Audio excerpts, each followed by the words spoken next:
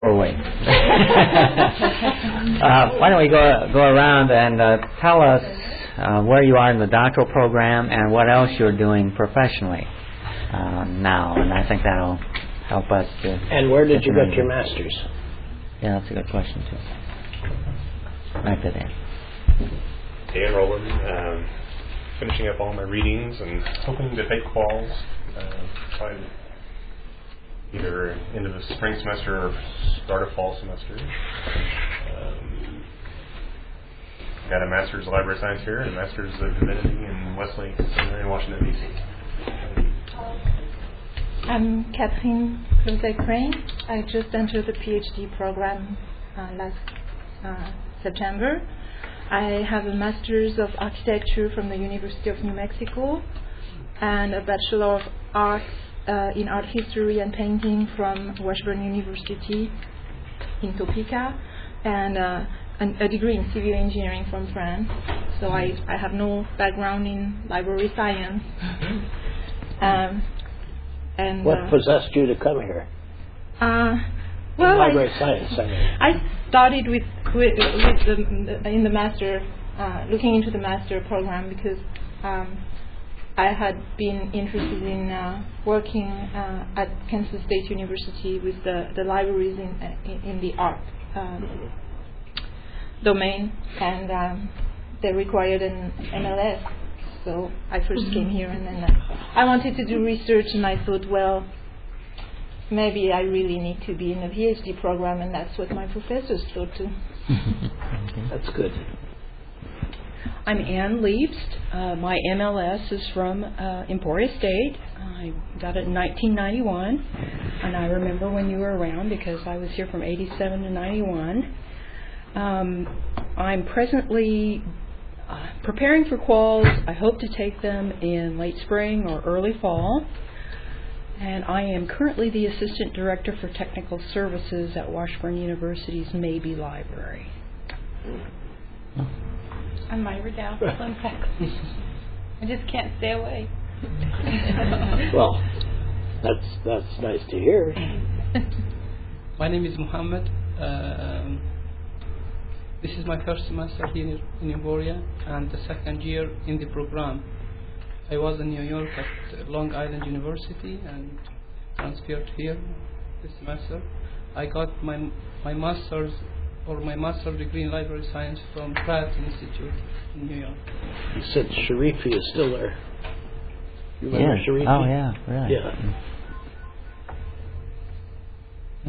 I'm Kelly Visnak, and I got my master's with SLIM, and I'm currently the director in the Colorado program for master's students, SLIM master's students. Very nice to have you back. I'm Diane Bailiff, and I have a convoluted history, but currently I am the doctoral program administrator. I am Brenda Haug, and I will take my qualifying exams in the spring and hopefully submit my dissertation proposal then too. And I graduated from SLIM's MLS program in '95. I'm Jean Darbyshire. I have a Master's of Public Administration from K-State, and I'm currently Director of Administrative Services there at K-State Libraries. On your email, I couldn't tell whether you were director of the library or not. No, definitely not. And I am 2 classes, and then I will go to quals and then to the dissertation. So I'm nearly finished with classes. And I'm Susan Zubert-Shaw, and I got my master's degree from Washburn University in the sociological field of law enforcement. My undergraduate is in anthropology, and I just this past Monday defended my proposal. Not as bad as you think it is, guys. Now, does that mean you finished your qualifiers already before that? Yes, sir, I did. I've done my qualifying exams, and I've done my proposal, and now I'm out there, loose on the world, looking to do my dissertation. Yes. And I am a professor at Washburn University in the Anthropology Sociology Department. So who's going to drive you, beat you, and push you and nudge you? Everyone in this room. room. But if she's out there and she's free. Well, but one of her doctoral committee members is at Washburn. Oh, okay. Yes, he is. And Down the hallway. down the hallway from where I am, so he pushes me all the time. So you can't be allowed to slide into the wayside. That's right. Good. And I'm too old for that to happen anyway. That's good. I'm Gretchen Hoffman, and I'm currently working at the University of Kansas in the cataloging department. I'm done with my coursework, and I'm going to do quals in the spring. And she comes to us from the program in Portland, Oregon. Oh. Portland program. Uh-huh. Which one? Oregon. What was I? Oregon 2. Did I teach you? No. No. Oh. Okay. I'm Rebecca Miller. I graduated from SLIM in 2000 after having started in the Nebraska program. And I came down and had the privilege of working with Bob for 2 years as his GA. Graduated and re-enlisted for the PhD, and I've been working on it since 2000. And so now I'm in the middle of data collection for my dissertation. And I have 1 stage down and 2 stages to go, and then writing. So that's where I'm at. I live in Lincoln. Well, you're very impressive, I think. And how many are not here? Oh, not here? Not here. You're here. No, not. There are about 15 people that aren't here. At what stage? We've got one in Taiwan who is gathering data for her dissertation as we speak. We have one in Nigeria doing the same as we speak. And we have 9 that are in the cohorts from the last 2 years that are just at the beginning stages, and everyone else is right in the middle. We have a large group of students that are about ready to go into the qualifying stage. So in the next 2 years, a lot of SLIM PhDs are going to be walking across the stage on this campus, and it's going to be very impressive. That's impressive. That's nice. Very. And Roger was an active faculty member here when we initiated this program back in the fall of 1993. And, of course, the architect of the foundation, theoretical foundation for the doctorate as well as the master's programs. I was going to suggest that the graduate school should put up money for you to travel abroad to nudge those students who are. Roger, I think you are absolutely correct.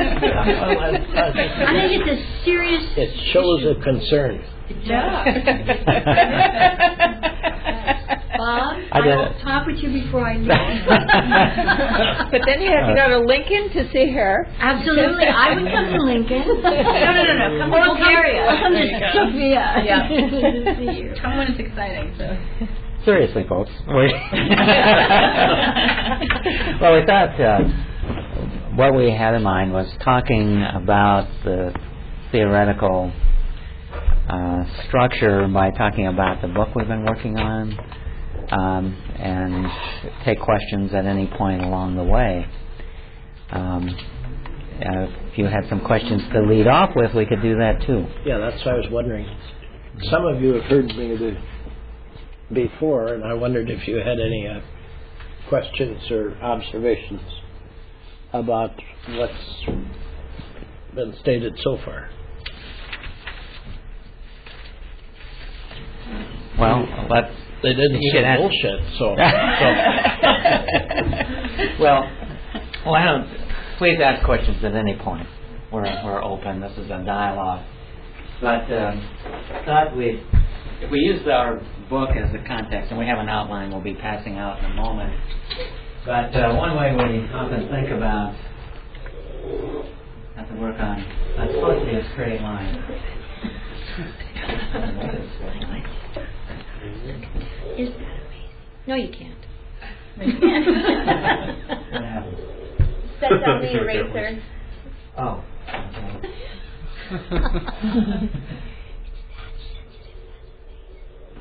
It's kind of funny when the line doesn't follow the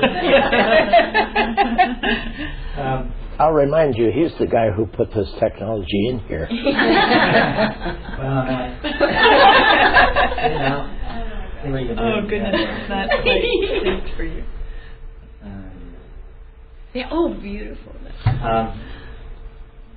We think about the teaching of library and information management as by using this model. If this is the science, this would be the theory that underlies the practice of the library information profession. As Roger was, some of you were here this morning talking about the social sciences provide that foundation. The psychology, sociology, management theory, even philosophy that's into this. Then, if we use the term technology, that's funny how that skips. Let's work on my technique here. Okay. Tech works. I'll just. There is a body of knowledge that we could call technology or technique, which is born of practice, or where you can take some of the theory and apply it. For example, we can take some theories from psychology and what we know about people and incorporate that into an interview, a reference interview. And that would be a technique where you're applying theory to an information problem or situation. Management theory might come from here. It's applied as we organize staff and as we manage an information center. And then we use the term art. And incidentally, Roger has developed this model that we've been using for several years. You can think of putting all of this together in a practice as an art, so that when we are at an information desk and someone comes up with an information need, we put this knowledge to work in a unique way. Well, what we're saying is that our book is mostly about these two parts. And in a master's degree program, you draw upon the theory, the technique, and you teach people, say, in a practicum situation, to apply it. So all of these are part of a master's degree program. But go ahead.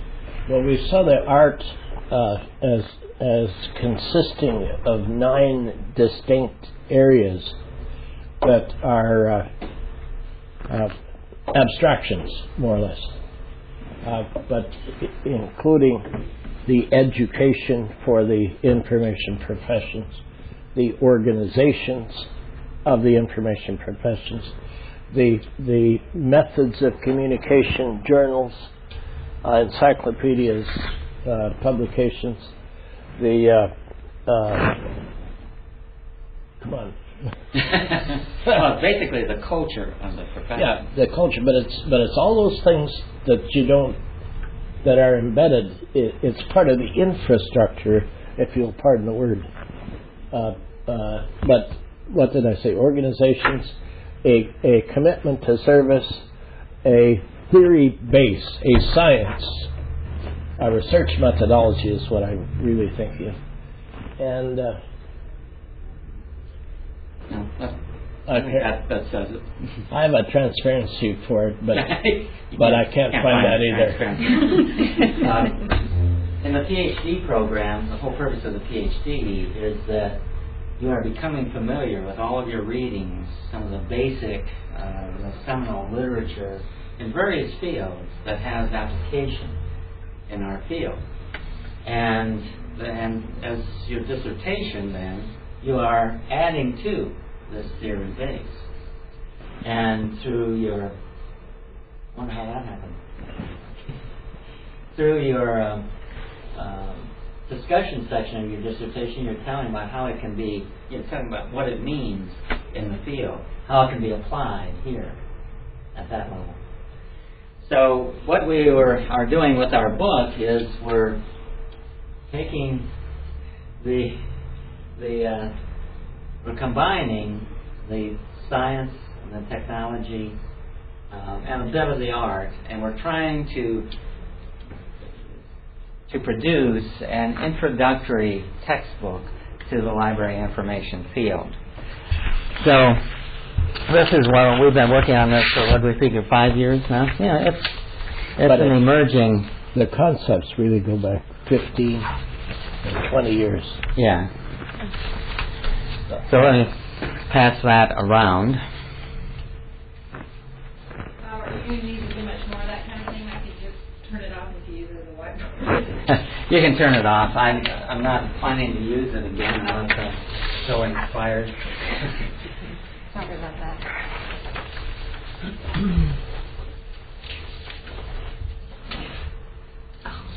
Were you doing any of that, or was it all happening automatically? You kept touching the screen. Is that why those gremlins appeared? Weird. So we had an opportunity to say, what is the fundamental knowledge that new students in a master's degree program need to have as they start a field? And our answer to that question is in this book outline. And we do have more than this to show for our 5 years, by the way. We're at least halfway finished with it. But as you notice in the beginning, there's the introduction, chapter 1, introducing theory right away. By life cycle of information, we're really talking about the information transfer cycle, how knowledge is created, how it's recorded, disseminated, diffused, used, and so on. So that would be an introductory chapter. Our intended audience, then, as you mentioned, is first of all the entering master's students, but also practicing librarians, because this isn't in the standard curriculum of any school. So it's an attempt to try to influence the profession that's out there, people working, so that they would go to other schools and say, where is this? Why don't you have it? If we succeed in accomplishing anything like that. So it's both the beginning student in a master's program and a practitioner. And of course PhD students, to encourage PhD students to pick areas of research for their dissertations and try to guide them to select topics in areas where we think the most critical theory is needed. The third chapter, professionals, is change agents. Why don't you tell about why this chapter is here? Why is that you included it in 801, the third chapter? The third chapter. I don't have a clue. That wasn't the desired answer. But, give me a when Roger teaches 801, or when he taught 801, he spent a substantial section of the course on this, because library information professionals, by definition, must be leaders. And consequently, he talked about the change process and the role of a professional in planning, implementing, pushing change. And in so doing, talked about paradigms and paradigm shifts. You remember that now, right? Yeah. Okay.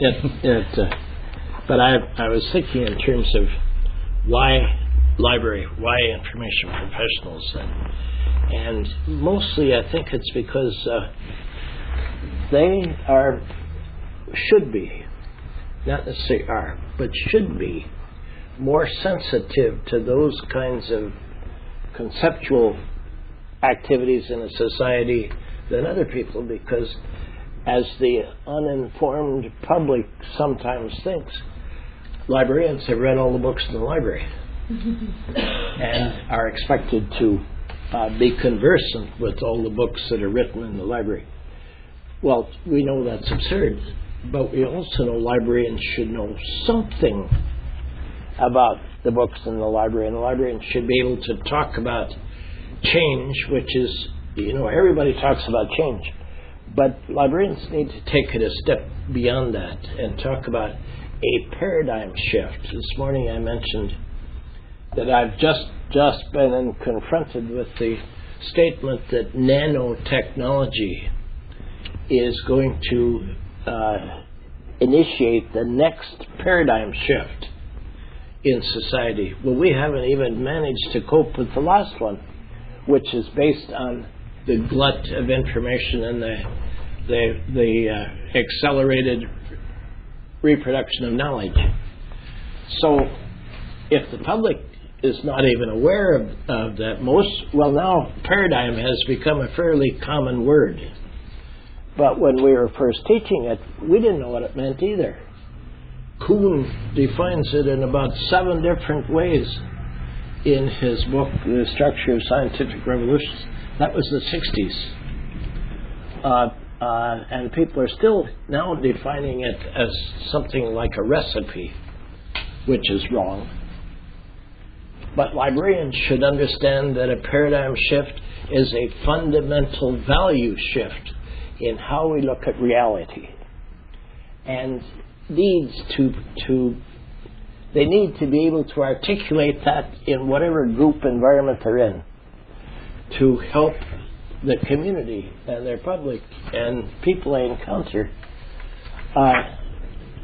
become more comfortable with what's happening around us. If you can say, I don't understand what in the hell that's all about, and say, well, that's a paradigm shift, and you can't just apply your old ways of describing it or thinking about it. You've got to look at it and say, what difference does that mean? Well, that's what we were thinking of in terms of that chapter. Is that what we were thinking of? That's what we were thinking, yeah. The 4th chapter then is getting into, again, the theory supporting the field. And this morning, Roger addressed the 4 fields as questions. But here it's summarized in a slightly different way. But these 4 fields, of course, are the theoretical basis for the doctoral program as well as the master's program. The number 1, the serving individuals, the theory base is psychology, psychology of information, how individuals process information. And then the sociology of information, how groups create new knowledge and information, and how it's recorded, disseminated, used, and so on. Management is 3rd, and then 4th is information engineering, or that was a term that we've used quite often. So this chapter then introduces those 4 fields. It also is based a little bit on the methodology of needs assessment, which is taking a community apart and looking at it from 4 different perspectives. First of all, a community made up of individuals and their individual needs, which in all my years of teaching community analysis and working with people, I've concluded, again, I believe it, I don't know it from research, but I would like to see a doctoral student do that the main theoretical framework for doing a needs assessment is role theory. That if we look at the roles people have,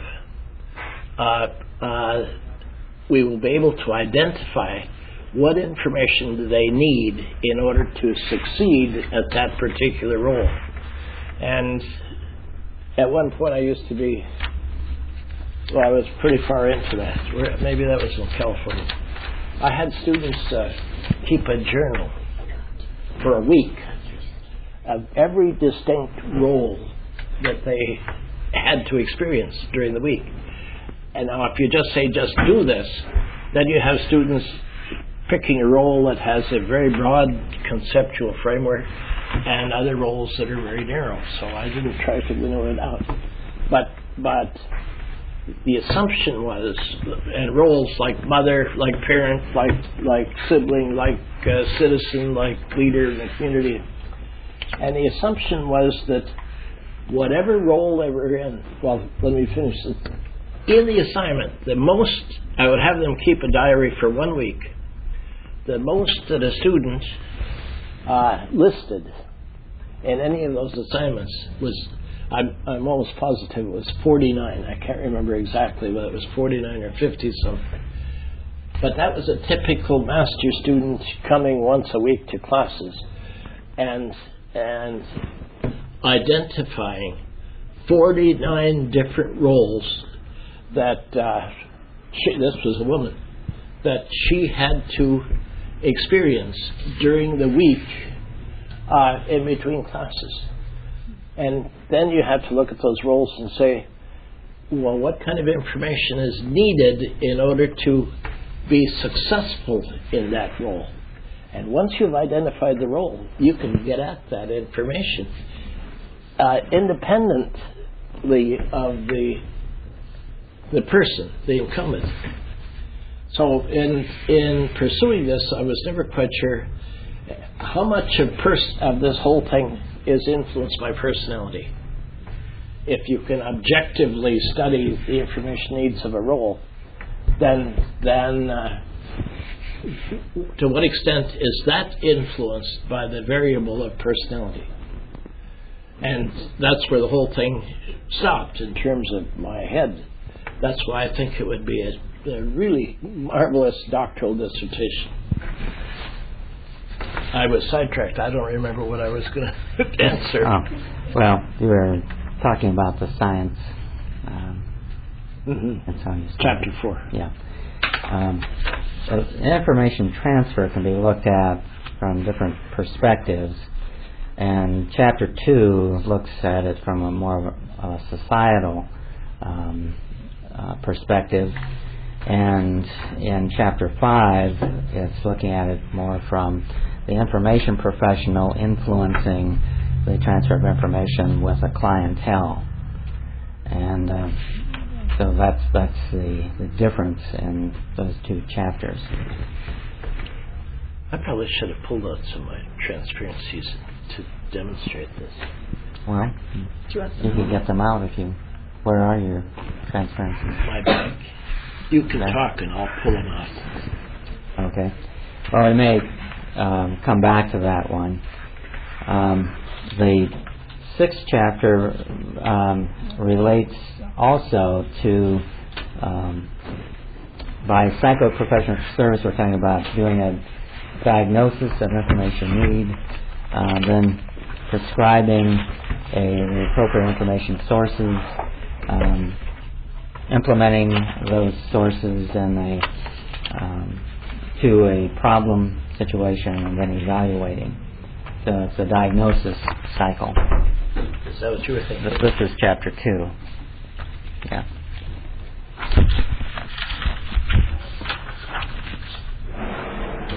I don't know if we want to go back to that or not. Why don't we go on through and we can come back to that perhaps. 7 has to do with the National Information Infrastructure, and I've been doing the first draft on that and trying to define, as we were talking about this morning, define the National Information Infrastructure much beyond the typical definition, but looking at information transfer and how information and knowledge is created, and the various ways that occurs through newspapers, think tanks, research of various kinds, how new knowledge is created, how it's been recorded in numerous ways, put into databases, and or whatever, and then the whole cycle until it's finally destroyed. And using a transportation model to begin with, how can you apply what we know about transportation also to communication? There are certain parallels that you can draw. So, in fact, that's a chapter that I've been working on and I'm working on now. The next has to do with the very specific processes of information professionals, including the identification of information, selecting the information or information sources, cataloging them, storing them, retrieving them, that sort of thing. Chapter 9 is about the profession and the organizations, code of ethics, all those things listed there. And finally, we're winding up with trends and issues. So that's a quick overview, and then we can talk about any one of those that you may wish. We should say a word about methodology. Okay. Now, these ideas have been around since the 80s, that we have talked about them and taught them and argued and modified and amended and incorporated other people's ideas. So now when we work on this, we talk every Wednesday morning. That's the same day that my garbage and recycled stuff has to be out on the curb by 7 o'clock. So I wake up and the first thing I do is denounce him, because he's going to call me while I'm out hustling the garbage and the recyclables. But he calls at 7:30, and then we spend 15 or 20 minutes on excuses as to why we haven't done anything. And that's the creative part of our discussions. And after we've gone through a couple weeks of, 15 or 20 or an hour, and other events in our lives, after a couple weeks of that, then guilt sets in, and we begin to say, well, next week we have to really get to something. And then we proceed and we start talking content. And he's very good because I babble and he copies it down on his laptop and gets it into an email context and sends it. So we have something to talk from. So when he's reproducing it, he takes my babblings and tries to make them rational and adds his own, so that it evolves. Is that fair? Yeah. There are two problems involved. One is that Roger's retired and he doesn't have to do this anymore. And I thought he'd throw that out. And the second is that since I'm in central administration at the university, crises happen all the time, or I'm carving out the time to go beyond the half hour to an hour we spend talking each day is very difficult. I had started last summer getting up earlier and spending up to an hour every morning, and that lasted until about October, and then the last couple of months I haven't spent much time on it. I'm hoping to start over again, starting with Christmas break and allocating time, and it's just the discipline of doing it and putting other things aside. But sometimes it's hard to do that. There are deadlines, as you know, things have to be done. You don't have the luxury of putting it off. So that's why it's taking so long. They probably don't know this, but Bob was originally a school librarian in the Chicago, northern Indiana, Chicago area. In one of those high-powered, fancy school districts. And at one time in his illustrious career, he was a tour guide. He gave tours of Chicago. And he's the guy who's scrunched over the driver in the front of the bus. So I was the driver and the tour guide. I was the driver and the tour guide. Oh, you were? Oh. So whenever we talk about Chicago, he gives us a little mini tour as he remembers it. And of course the dates and the heights of buildings and the architects' names change because, like him, I make things up now. I'm not encumbered by facts as I was when I gave the tours. When I went to USC from the University of Denver in 1979, Bob was on the faculty there. And I don't know, shortly after I got there, I got rid of Ray. The assistant dean at the time, yeah. I needed in the structure, I needed an associate dean and an assistant dean and that we would all split up work. This is a private school, and I figured if there were 3 of us in administration and we each taught a course, that would be equivalent of 1 full-time faculty member, so that I could split up the load. And he became the assistant dean. That's where his career in management in libraries outside of school or library education began, and that's why whatever he is today is attributable to my own instruction and recognition of his talents. Roger's working on his humility. So, he's working on it. He fled, I mentioned this morning, in 1881. 1980. 19, wrong century, great year. You said 1881. That's He's testing you both. Yeah.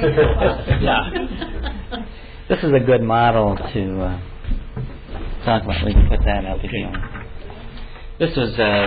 This model is the basis for the second chapter. You see life cycle of information, and this is one of Roger's models.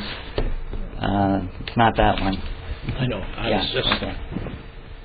You might explain that because it's kind of an interesting way of looking at social knowledge.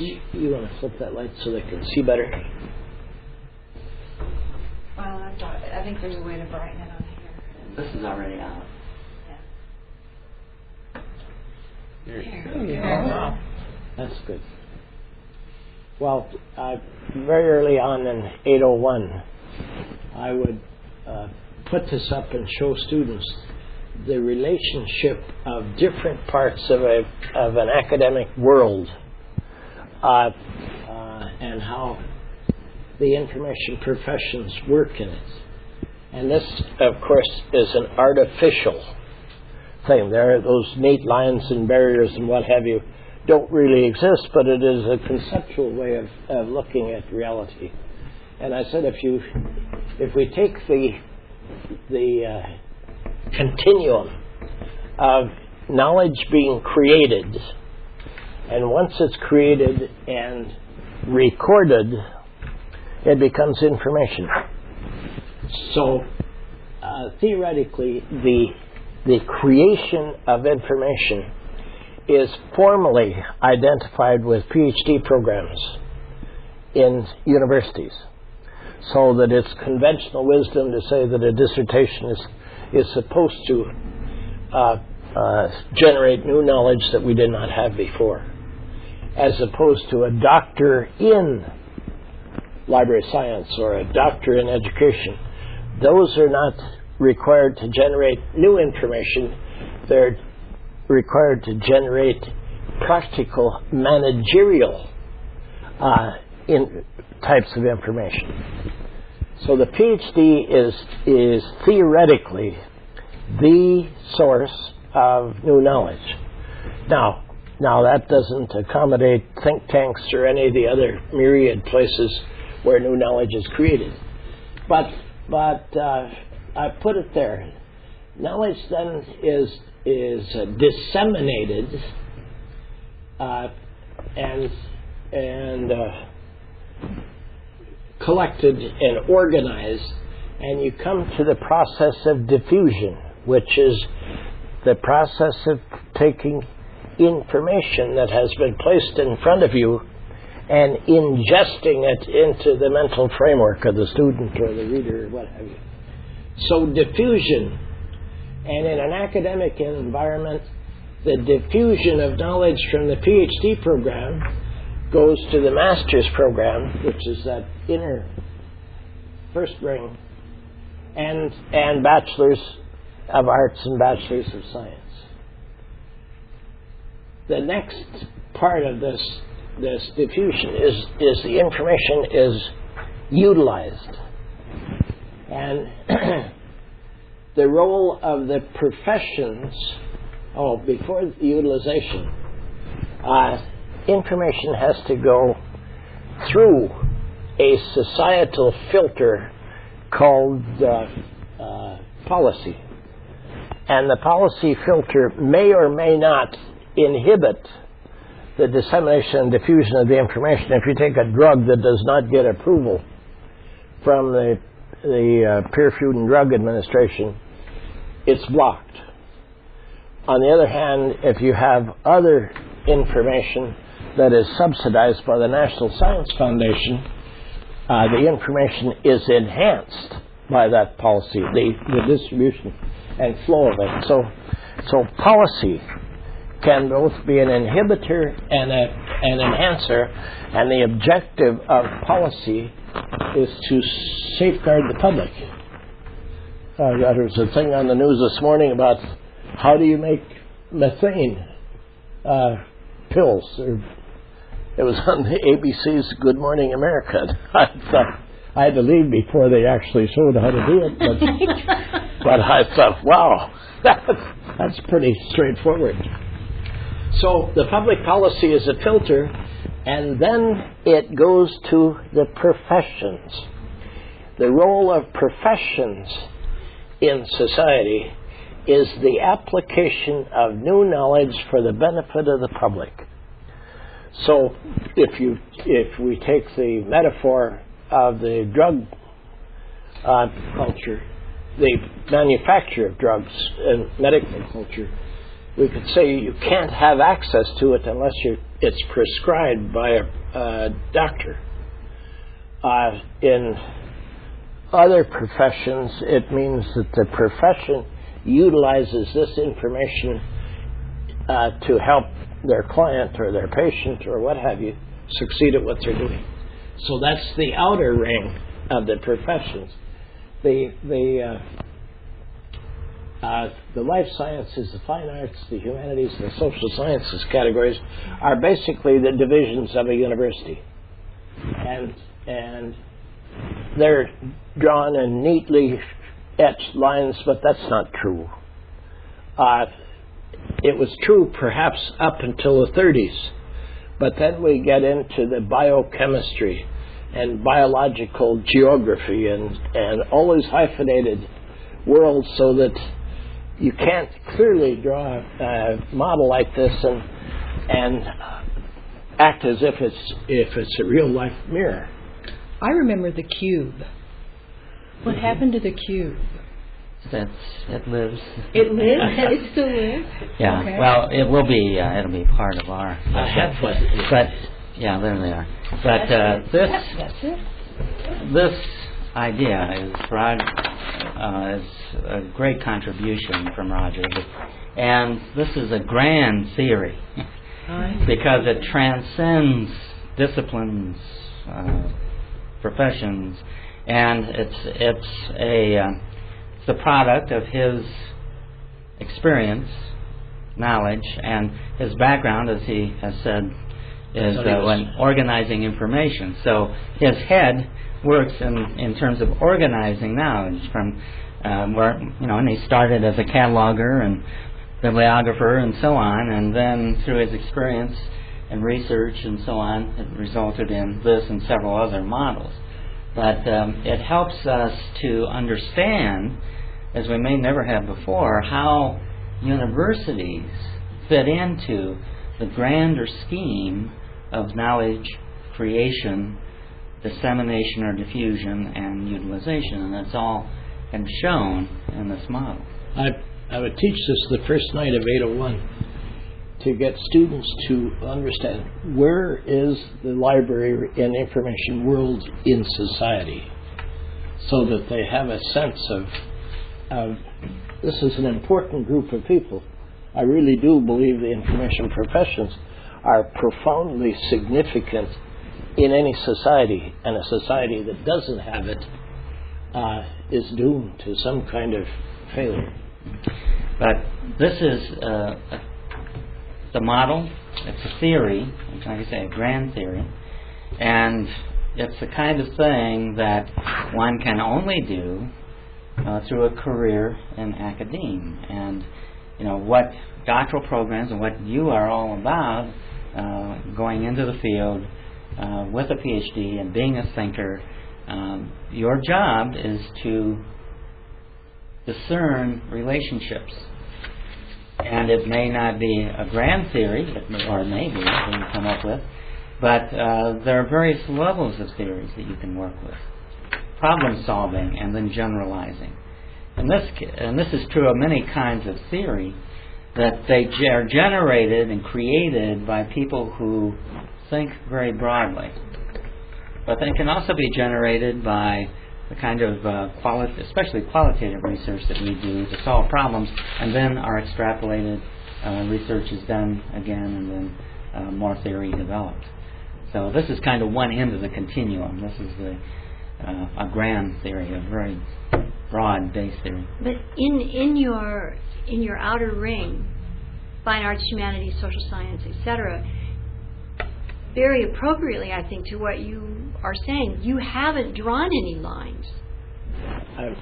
You haven't drawn any lines in that outer ring. So it does suggest, to me, seeing it for the first time, that they do meld into each other. Where they do. And I think you were concerned about the fact that we don't. That we think that it isn't as clear, but it really is. It's diffusing itself in your model. I think it makes absolute sense. Well, we found in almost any of these areas where we wanted to say this is so, it isn't so. You said this wonderful thing this morning I wrote down that I'm going to use all the time, and it's because you haven't said it here yet. I'm going to quote you, and I put it here with quotes. I believe that, but I don't know that, and that is that's excellent.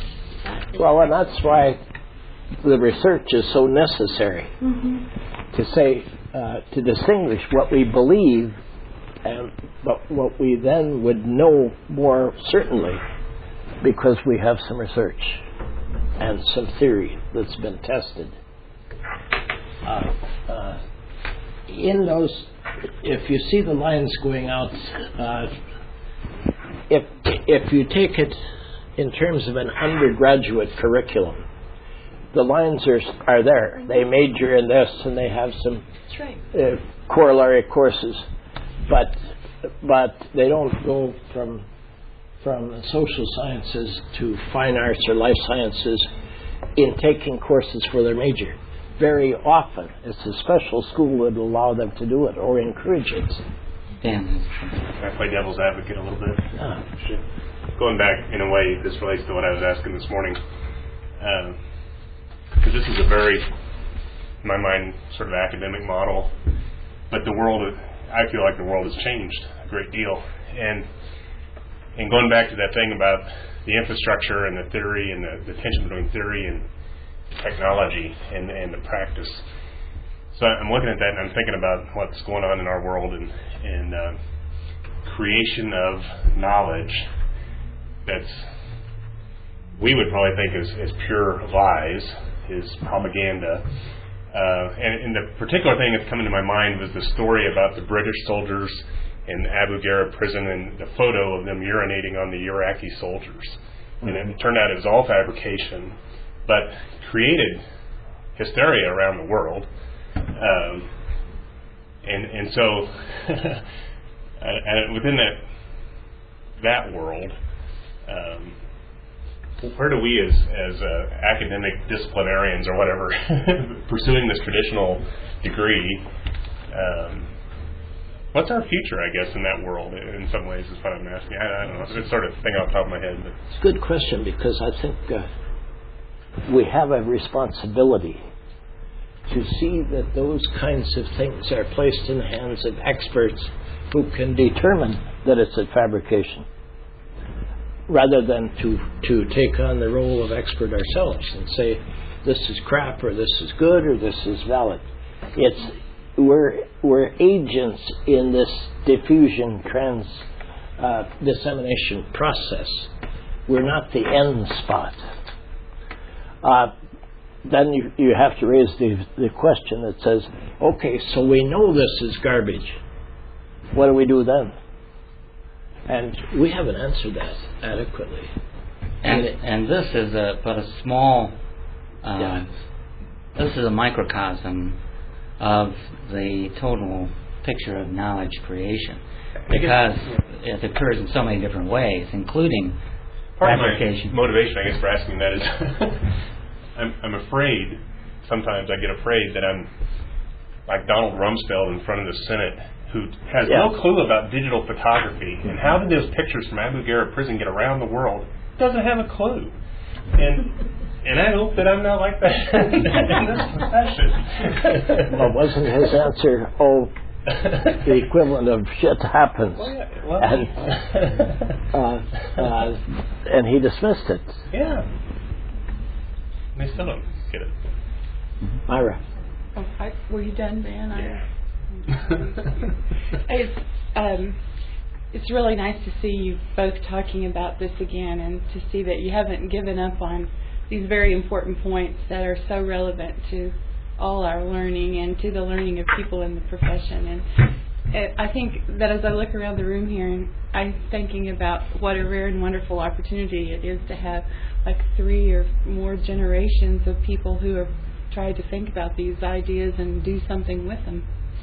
And one of the fascinating parts of it is that as long ago as I first heard the two of you talk about this, there's major parts of this that have remained the same, which to me, in a quickly changing world, says there must be something very worthwhile here. So I'm thinking about this through the lens of having learned it from you, having heard Roger talk about it, heard Bob talk about it, heard my generation of scholars talk about it, now teaching others about it, because I shadowed both of these people trying to learn to teach 801. I'm thinking about what is it that, how can this best be utilized to finally turn into that creation of new knowledge in the middle. And a couple of things that I find myself doing, and I still try to teach 801 from essentially the same outline that you all are doing. But I'm also trying to answer the questions of the people that I'm teaching, which is a different group of people than you taught. And one of the things that occurs to me is that in this version of that model, you've definitely shown an interactive process by drawing the lines out this way and suggesting that there's movement between these things. But to me, the first group, the people need to know, first of all, what is the structure of knowledge in society. And you all say that over and over again. I'm talking about the structure of academic knowledge. Unlike what Dan just talked about, I'm talking about the structure of academic knowledge. And most every educated person knows there is a structure, if for no other reason, through their own use of the library or their own education, their own making the decision about what field they're going to do or not. But then they also, so then when you put up that outside circle, which are the primary pieces of the academic community, and ask them to fill it in, they immediately start naming lots of degrees that are multidisciplinary degrees. And then the next question they want to know is, well, where do we fit into this? And then comes the term library and information studies, and they want to know, where is that? So then I see the need to say, teach, what is it, first of all, what is a discipline? What do we mean by multidisciplinary, and what do we mean by interdisciplinary? And I have made some effort to try to do that. So I hope that I hope that maybe this isn't, I mean, that's something that you think about as you write this part of it, is to, I mean, it's pretty hard to describe library and information studies education as it exists today without knowing, first of all, what do we mean by discipline. And there's a good bit of work, you know, on this in recent publications. And so there are a number of things that I've referred to answer that question, and I have made that a goal. In fact, I have 2 or 3 sheets of paper that have questions on them that I tell them right up front. These are the questions that I hope you're able to answer at the end of this course. I think you have to bear in mind what Dan was saying when he started his question, which to say the world changes. And what we've got here is a flash in time. And in teaching, we must never make the mistake of saying, this is it. Everything has to be becoming. It's evolving. It's something. The more people who think about it, the better it gets. These boxes started out on the blackboards of my seminar room behind the dean's office and USC. And doctoral seminars would sit there once a week, and we would fill in the squares, look and see what it is, so that it was an evolving, a becoming process. And then we would get done and say, yes, it's a roadmap, but now what does it mean? It's very difficult to say, this is an attempt, this is a start, this will change, this must change, because it can't be the last word on the issue. But it's hard to do that because students want, give me the answer sort of thing. And if you keep saying, well, yes, maybe this is what it might be, they get impatient. But we have to be firm. Well, and that's, I'm trying to say that it is very important to have that framework that can be the visualization, the focus of the discussion that talks about how things have changed. Because 20 years ago, you could have put that up there and named all different degrees that fit, or names of degree studies that go within all of those sections. 10 years ago, you could have done it and there'd be still different ones. Today you do it and there's still different ones, and they're combinations of all of those that existed in the era before.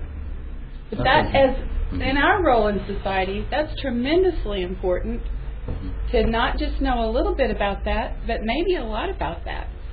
Well, in generalizations, we can be fairly, I'll use the term accurate. So when you get down to more specifics, that's where, and that's where some people, some students, have difficulty because they think very pragmatically and very precisely at a time when you need to be able to generalize. And for a moment at least, don't try to address every detail or every possible exception. That's when you start losing it. But in a theory, you're trying to aggregate patterns, general patterns, for which there are always exceptions. What Myra was just saying is very, you may have trouble reading the bottom line. That's at the bottom here. Theory-based and research methodologies. In one of the 9, I think it was, I forget the numbers, 903, one of the doctoral seminars, the introduction to sociology of information, we took this model and looked at that theory-based part, and we came up with a number of different evolving theory fields.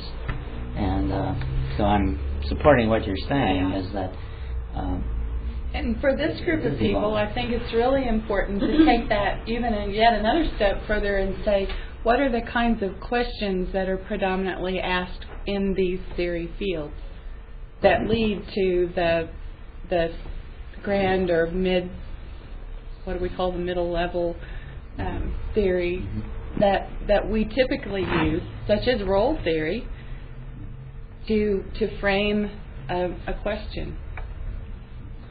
What I found exciting about doing this with doctoral students and master's students then is it's an open picture that without the landscape filled in. So if you can get students engaged and they look at it and they can come up with an observation that isn't there. And when students say, "Hey, I've added to this. I've got some thoughts that haven't been had before," and that gets very exciting to be involved with a bunch of people that make those discoveries. And that's why my goal is to get more people aware of it, and then let it evolve. Let's see, where does it have to go for it to serve the information fields? What other questions? So we've babbled here for a while, and you must have made some profound observations that... I had a question about the chapter in number 7 about the national information infrastructure. Why national and why not global? Mm-hmm. That's a good question, because John Agata said the same thing. And he's teaching a course on global information transfer infrastructure. Something. I said, why global? Why not national and regional and local? I think it has to be all. Global, I've avoided the global because that gets murky. Because what part of the globe? All of it? And what cultures, what systems, what have you, need to be looked at in order to come up with a global understanding. If it's national, we can define it more easily. If it's regional, we can define it even better. But I have favored, in community analysis, trying to get people to do it locally and see the library, as the public library, as the focal point of that infrastructure, and then look at all the other agencies and people and organizations in the community that are involved in the information transfer process.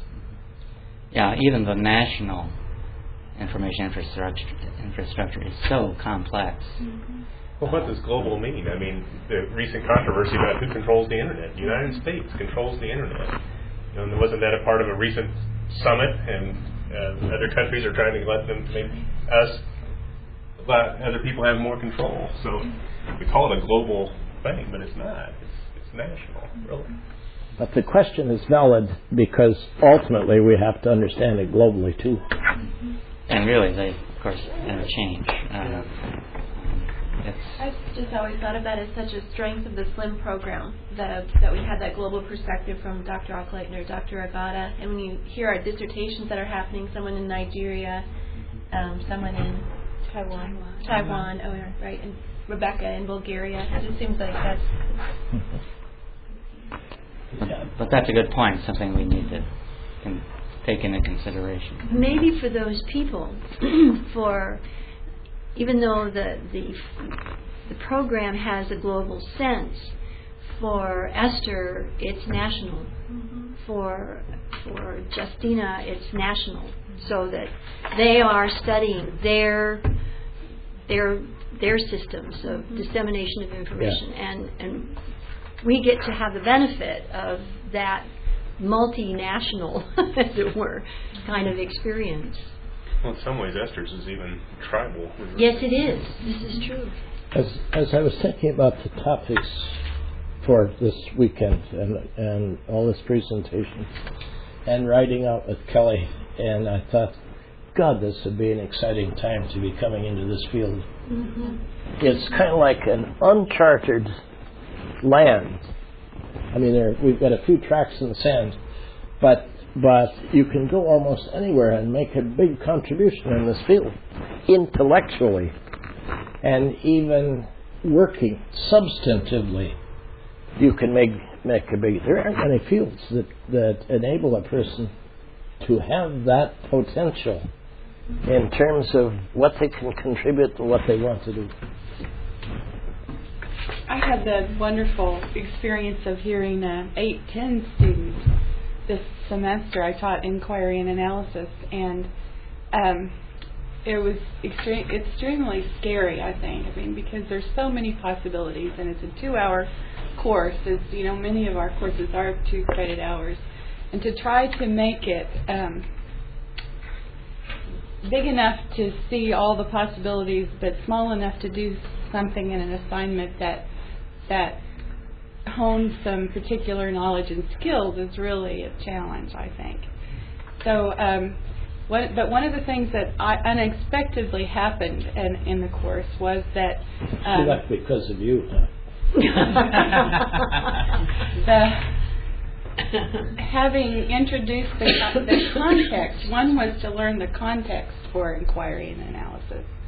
And I tried to say the context for you is in library and information studies, and that includes user studies or information use environment studies. And someone who had been, there were 2 people in the class who had been with Jim on the Romanian trip. And one of those people said, I'd like to know, finally, I mean, this was to the point, down to the end of the class, I'd like to know if the information search process that Kuhlthau found to be the case by studying Western U.S. students would look anything the same if studied using kids in Romania. And to me, now that's major in terms of the globalization idea. She would like to know that too. Yes. Because that would have been, yeah. But what a terrific question, though. Yes, I think it is too, and I think that's part of the beauty of having students. Even fairly early on in the course, the program, they're thinking way beyond the scope of just what's right under their noses, not only from their personal experience, but from also their professional reading. Catherine? Yes, I was going back to what Brenda was saying. I'm not really thinking about global, but when one talks about national, and I was also in the trip to Romania, and the framework is still a Western framework or an American framework, and it doesn't work when you go somewhere else. It just doesn't work. It's all centered on the library. We went in a place where the school library is 3 books, and there's no library in the village, and there's no library for the 3 villages around. There's 1 library for the district. Yeah. We as a country are still making those mistakes.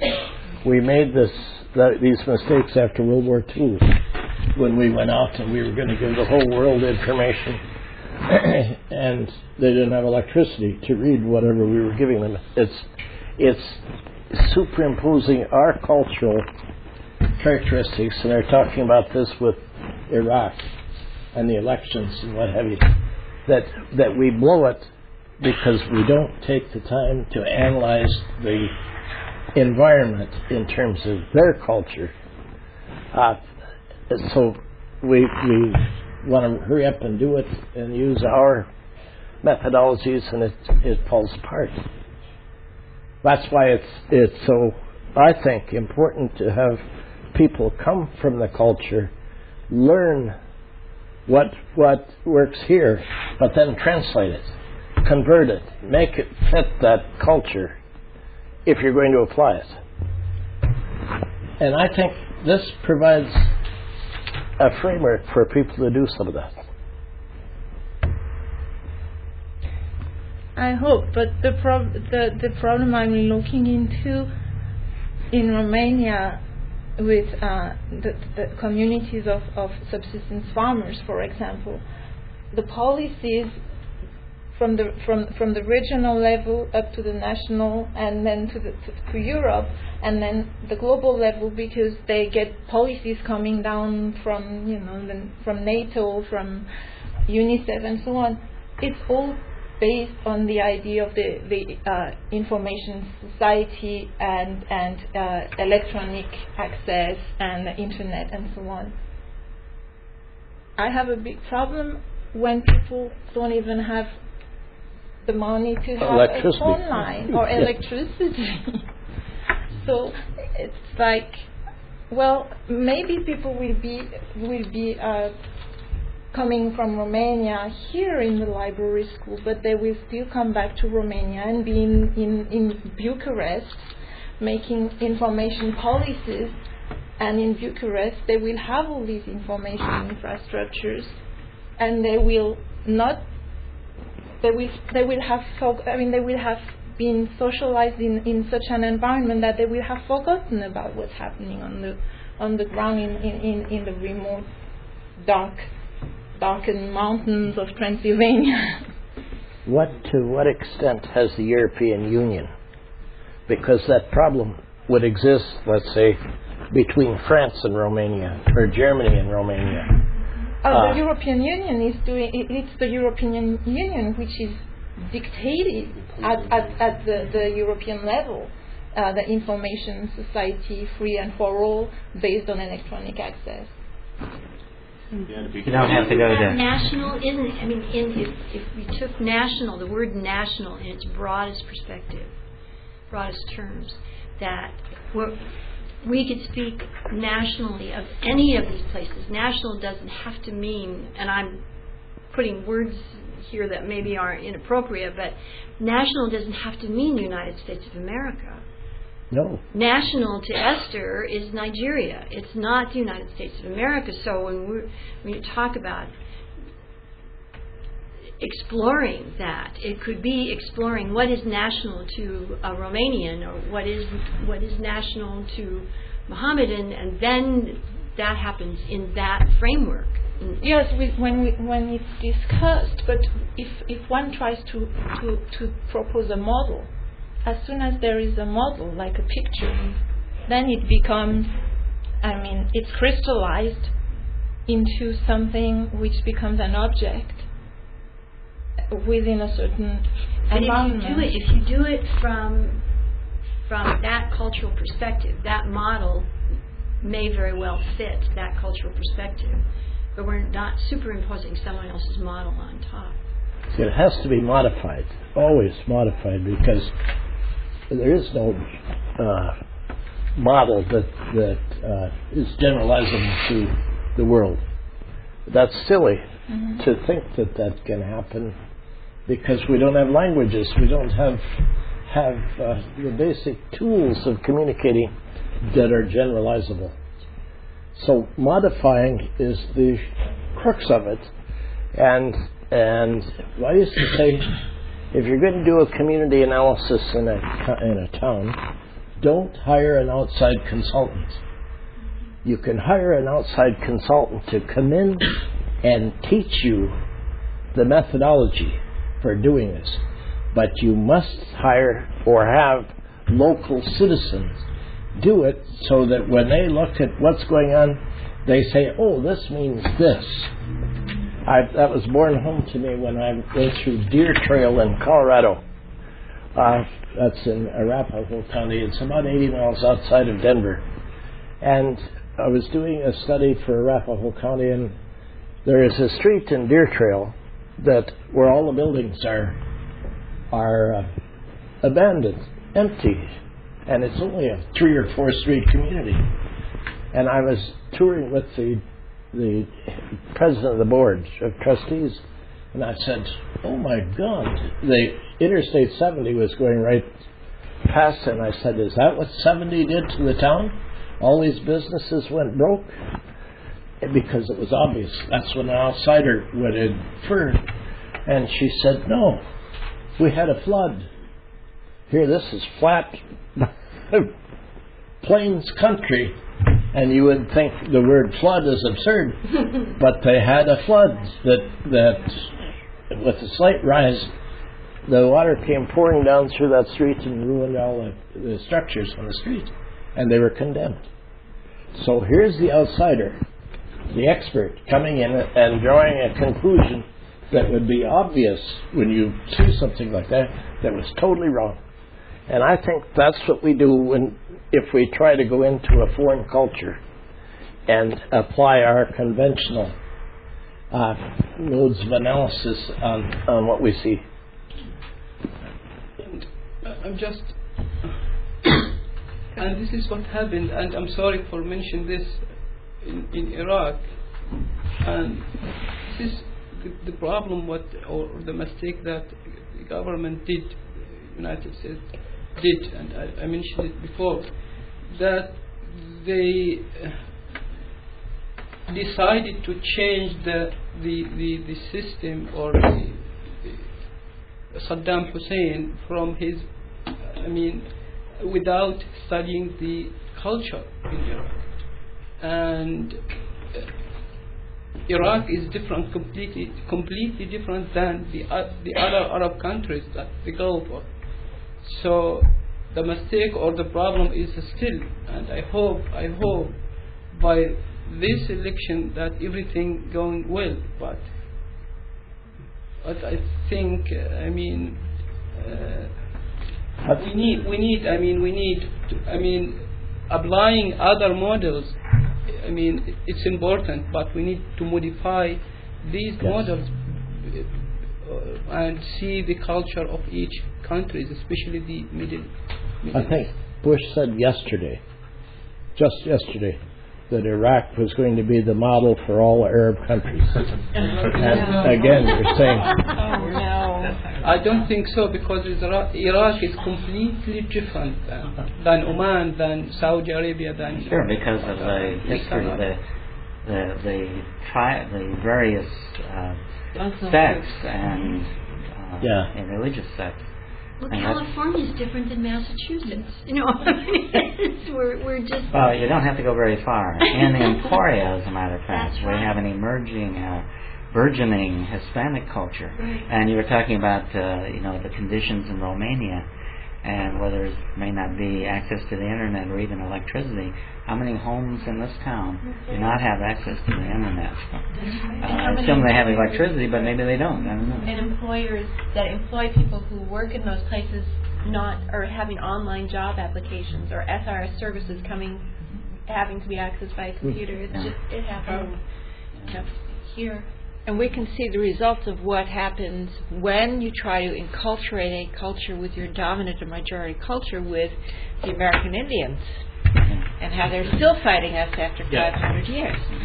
I think it was only about 5 or 6 years ago that there was a student who lived in an Indian reservation, American Indian reservation in New Mexico, who had to drive 40 miles to have access to a terminal so that she could do some of the work for our classes. Right. It was only a few years ago. And her children plugged in the car while she did it, or something like that. No, that's really true. And when they tried to put computers on the reservation down at the Hopi or Navajo reservation, a lot of the elders said, what did they need them for? They didn't speak English anyway. I think all of this comes back to the question that Dan raised, I think, earlier. What do information professionals do? If all of this is information related, there is a role for information professionals, and we need to figure out what it is and be about it. And unless we do that, we're going to be irrelevant anyway. And society needs us to care. That's when I say we need to contribute to the social sciences. We need to do our share, and we haven't done it. Information professional then is a Western world concept. Huh? And to that question I would add, a lot of people in our Western world think of themselves as information professionals, but they are not library-related information professionals. What will they think when they read this title? I think there's a real need for this. And I think this might be, Introduction to the Information Professions might be different than Foundations of Information Science, or Foundations of Information Management, or Foundations of Library and Information Management. Or we should have both. I like this title. Well, I don't necessarily think this is, that's my title. And I use the Foundations title, I think, in designing curriculum in California. And we still use it. We still use Foundations. Philosophical Foundations, I think. Foundations of Information Transfer. Well, I wanted to make lots of money, and Foundations didn't sound too exciting, so Grover vetoed that. No, also, these chapters, I think, even the titles of them are going to tell us about the information professions that you have in mind. Mm-hmm. Those names of those titles are chapters are going to be real important in that role, I think, in that way. I have a question. I think we're losing our audience. We can. I'll wait where we're supposed to. I think 3:30, but we can stop at any time depending on your schedules. I throw out something else. There's a book by a guy by the name of Daniel Pink called The New Mind, I think it's called. It's nothing in great in depth, but the subtitle is Transition from the Information Age to the Conceptual Age. Oh. And he talks about the change from the knowledge worker to the conceptual worker, and I just think it has some applications to our profession in that talking about moving from managing information and knowledge to creation but not generation of new knowledge so much as creative concepts, really. And I think it goes back to what I'm saying about what knowledge versus concept. And so this idea of Iraq's going to be the model for the Middle East, or that America knows what's right for the world, those are concepts. But it's passed off as knowledge. I mean, Bush seems to talk like everybody does. Isn't that obvious to everybody that democracy is it's common sense, right? As opposed to and so it gets back to what is truth. I'm off on a tangent, but you're defining the levels of conceptualization, the levels of understanding, I guess. Mm-hmm. And frequently we take the superficial and act as if that's the real, and we don't even bother to discover what is real. That's one of the problems in politics, I think, and policy, both national and global policy. It's so superficial, and it doesn't take into consideration the complexities, because I think that politicians believe that the American public wants a 5-second soundbite answer to everything, and I think that's. Let me ask you in a different way that maybe you'll get back to. What's your feeling about the profession being able to maintain a value-neutral stance on providing of information services? I think that's absurd. I think that as long as we keep saying we do, we're wrong. If we say we'll try, we're getting closer to what's possible. Because even in the choice of words that are used in any kind of instance, there is meaning that's embedded in it, and I don't think you can ever be entirely value neutral on almost anything. You have to, the ideal, I used to say in teaching reference, is know your own bias If you start as a reference librarian and understand your bias, then you're one leg up in trying to figure out where the user is and how you can relate to them. But to assume you have no bias is absurd. And there are certain information professions, I think, where you can't be value neutral, where actually by not being neutral, you're more useful than by trying to be neutral. In a way, it would scare the hell out of me to go into a field like this that is so uncertain as to what it's supposed to do and what it can contribute and what we know and what we don't know. While it's a very exciting challenge, it's also very scary, because how do you know you're going to be value neutral? Or when somebody challenges you, how can you defend yourself? And we haven't answered those questions. We haven't done the research. We haven't had the PhD students to investigate these issues as other fields have. I think that you hit on a really important point, and maybe it speaks to our need to take our next steps forward as a school, which all of you have a role in and should have a voice in.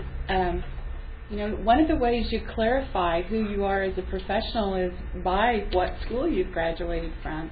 And one of the ways you know what you're studying in your school is by knowing what's the vision, what's the mission, what are the outcomes for the curriculum, and what are the values that those outcomes were built around. And that's one of the things that I think that Bob did for us as dean when we had developed the curriculum that we have now, is that we have a values statement, and we continue to try to get our graduates to articulate how it is that matches up with what they've learned and they're doing. Now, that doesn't mean that those are the only values or they're the best values, but at least there's some place to say, this is where my education started. I think that's a good thing. In anthropology, we use the term cultural relativism, and which means not that you don't judge something from your culture, but you have to be aware of where you're coming from. And once you are aware of that, you understand your own values, and then you can deal with the problem. You can do a better job of dealing with it. Yes. Than if you didn't understand it. Right. And when you know people, especially people who disagree with you, that they have not assessed their own value system. That is correct. And so it's easy to see where they're wrong. But I want to change the topic and pose the question that I did yesterday, because I think it would be a useful thing for the school.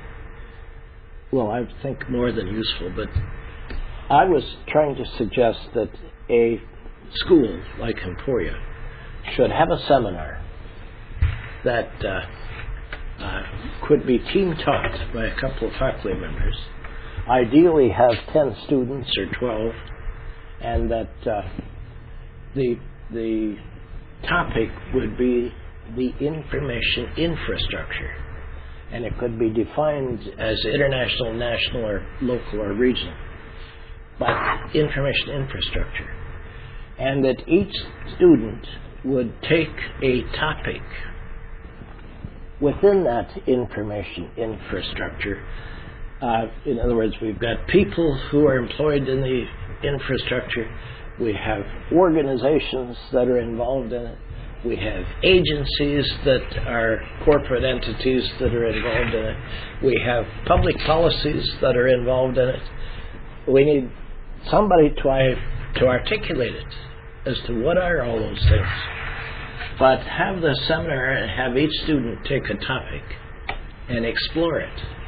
Not try to do the definitive analysis of the topic, but just identify it and describe the scope of the topic and what are the issues that are embedded in that topic and what is its future and how does it relate to the rest of the information infrastructure.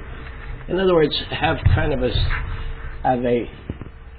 format in which each student would attack the topic, and the course of the semester would be students coming to class and reporting on what they're finding as they go along.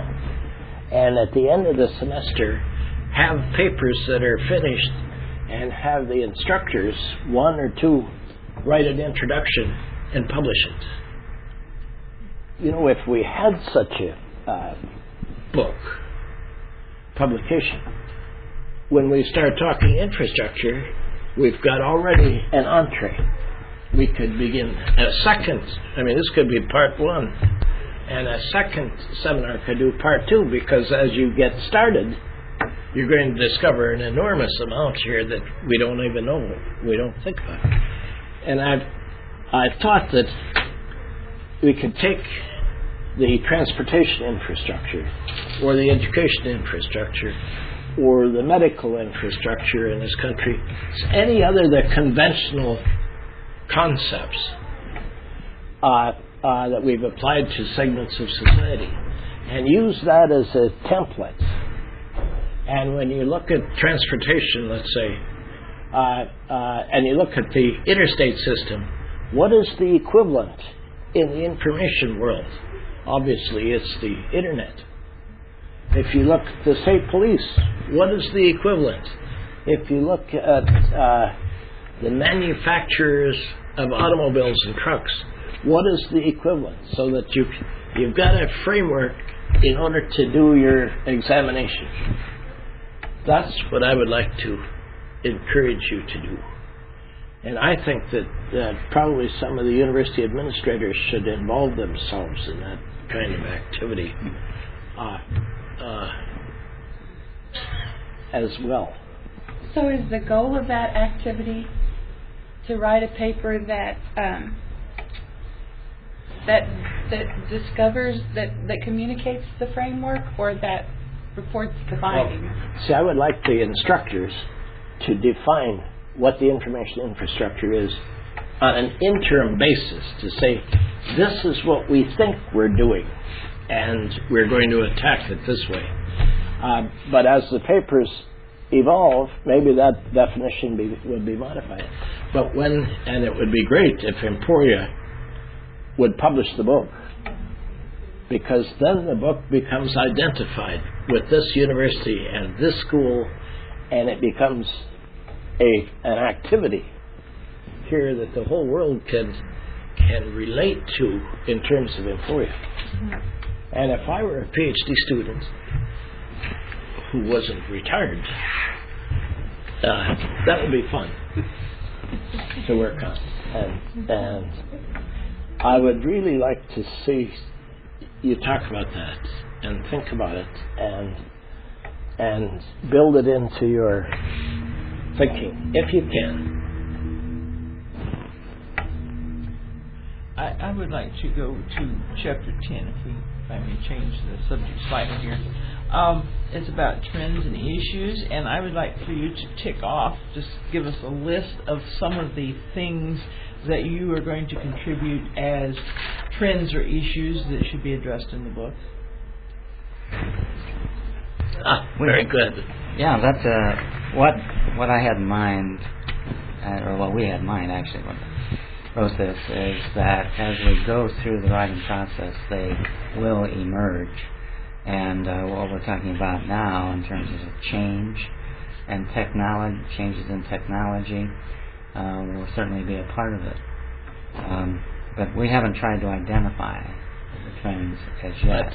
But like I said, we're letting them emerge. Almost everything. That's why it's the last chapter. Okay. Almost everything we talked about in the last 2 days, we've ended up saying, well, we don't know for sure. This is what we think. This needs to be developed. So you name it, everything is a trend or an issue, because we have so much in this field that has not been codified. We don't even have a research paradigm that is agreed upon by the profession. And any introductory textbook in a junior year in college in a major begins by identifying what is the paradigmatic framework for that discipline to study its segment of reality. Well, we haven't done that. We need to do that again. And that's why it's a challenge and it's fun. I could see how we wouldn't develop a research agenda. And I could say how we could do it using the information transfer model, that is the life cycle of information, saying, you know, how, and name some areas that need research instead of kind of a way of spurring imagination. So, yeah, it's going to be a fun one to write. That's going to be the most fun one to write, I think. I would think. I got my PhD in 1964, which is almost 40 years ago, and I said yesterday that everything I know I've learned since then. But when I got my degree, I was number 16 in the field of all PhDs. So we don't have that many PhDs educated to think about the issues and trends in this field. We do now. I can't tell you how many PhDs there are running around and doing work, but not enough. And of the 16 who had PhDs, most of them were writing histories of the public library in Cincinnati and Dayton, Ohio, and that sort of thing. It's really only been in the last 20 years or so that we've seen more theoretical and application of models and so on. Because previously there were more professional doctorates, problem solving rather than theory building. Yeah, my dissertation was on national bibliography, and I was studying the overlap among the various components of the U.S. national bibliography, which didn't exist but which could be considered components of it. If a student presented that topic to me today, I wouldn't let them do it because it was a nice management study. This is 1964. I even managed to use a correlation and some statistics, which was the fad at the time. But the fact is, if anybody had known, and if I had known, that said, oh, you're talking about diffusion. Let's build some diffusion theory into this and understand what it means. It would have been a meaningful dissertation. As it was, it's what I would call a nice little management study for Bowker and H.W. Wilson in the Library of Congress. But not the new knowledge that I'm thinking we need. So we have progressed, at least somewhere. Well, an interesting dissertation would be a study of dissertations, like maybe for like a year sometime in the past or a period of time, and use a model that defines levels of theory and categorize them. Oh, yeah. It'd be really interesting. When you think about all the questions that you see on the posters at the least doctoral student study, I've over the years tried to write them down, and when I first started that, there were a small enough number that I almost did write them all down. But now there's so many that would be an impossible task unless you just let it monopolize your entire visit to the conference. But it's fascinating to see what the names of the studies are and what it is that they're studying and what the questions are. And that we need to know a lot more about that, I think. I just look at the title to see if the word theory appears in it. Whenever there's a list of dissertations. Is it Elise or ALA that send it out? Elise. Well, they have a contest but also the poster session. And it used to be almost everybody that sent in a presentation got to do the poster session. But now that it's refereed and not everyone is accepted as it was. The first time I went to that, I don't think there were more than about 10 of us in the room. And most of the studies were pretty traditional, pretty quantitative, pretty much about how many things were in the library. Boy, I'm sounding really old here too, aren't I? But that's changed dramatically in just the time that I've been paying attention. Well, descriptive research, which doesn't generate theory.